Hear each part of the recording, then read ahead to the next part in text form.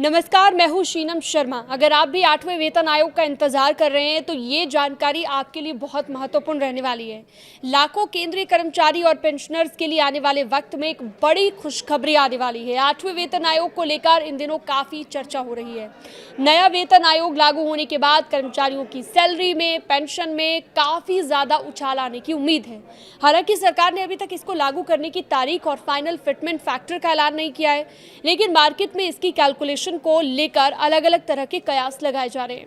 जानकारों का यह भी कहना है कि अगर संशोधित सैलरी स्ट्रक्चर जनवरी 2026 से प्रभावी माना जाता है और इसे अप्रैल 2027 से पूरी तरह लागू कर दिया जाता है तो ऐसे में कर्मचारियों को 15 महीने का एरियर मिल सकता है।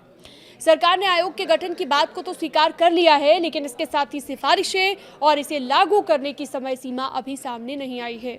इन दिनों कर्मचारियों के बीच सबसे बड़ा सवाल यही बना हुआ है कि अगर नया सैलरी स्ट्रक्चर लागू करने में देरी होती है तो उन्हें कितना एरियर मिलेगा, यानी कि कितना पैसा मिलेगा। परंपरा यही रही है कि हर 10 साल के बाद केंद्रीय वेतन आयोग की सिफारिशों को लागू किया जाता है। इससे पहले 7वां वेतन आयोग 1 जनवरी 2016 से लागू किया जाना चाहिए। हालांकि सरकार की तरफ से अभी तक इसे लागू करने की तारीख का ऐलान नहीं किया गया है।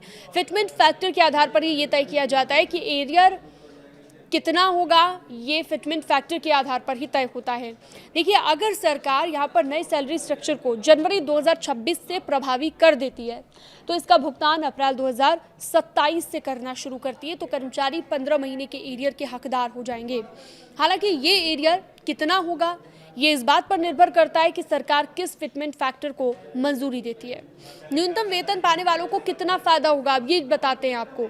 देखिए, अगर सरकार 2.86 का फिटमेंट फैक्टर लागू कर देती है, जिसकी काफ़ी हद तक संभावना भी है, तो 18,000 रुपये की बेसिक सैलरी बढ़कर हो जाएगी 51,480 और कर्मचारियों के लिए काफ़ी खुशी की बात होगी। बेसिक पे में ही हर महीने 33,480 रुपये बढ़ जाएंगे।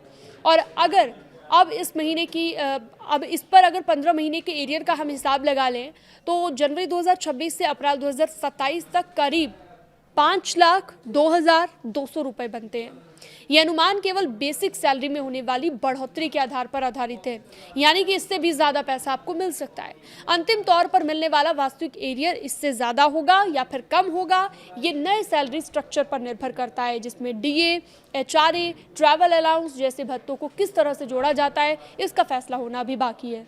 और इस तरह से बनेगा 14 लाख का एरियर। ये भी आपको बताते हैं, अगर 14 लाख के एरियर की हम बात करें, जिन कर्मचारियों की बेसिक सैलरी पहले से ज़्यादा है उन्हें नए वेतन आयोग के लागू होने पर और भी ज़्यादा फायदा मिलेगा और एरियर भी ज़्यादा हैरान करने वाला होगा।